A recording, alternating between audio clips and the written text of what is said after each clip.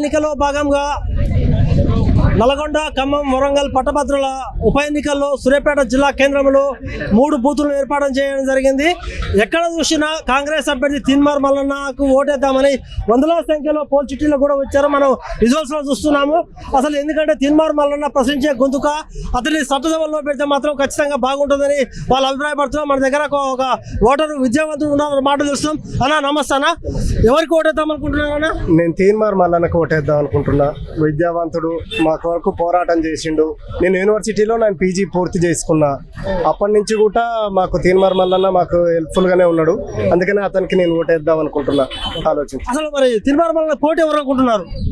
తీన్మార్ మల్లన్నకు పోటీ అనేది ఇప్పుడు నేను లేదనే అనుకుంటున్నా. ప్రస్తుతానికి అతనికి పోటీ లేదనుకుంటున్నా. ఖచ్చితంగా తీన్మార్ మల్లన్నే మనకు ఎమ్మెల్సీగా నల్గొండ, ఖమ్మం, వరంగల్ కి అతనే వస్తాడని నేను నమ్మకంతో ఉన్నా.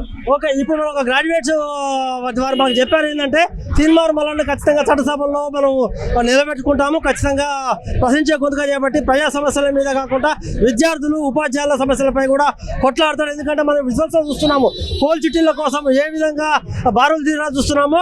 ఎందుకంటే వందలాది మంది కూడా తీన్మార్ మల్లన్నకు ఓటేసే సిద్ధంగా ఉన్నారు.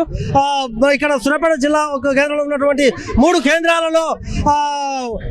కేంద్రాల్లో మాత్రం బారులు తీరి కాంగ్రెస్ తీన్మార్ మల్లన్నకే ఓటేద్దామని వాళ్ళు కృతనిశ్చయితో ఉన్నారు.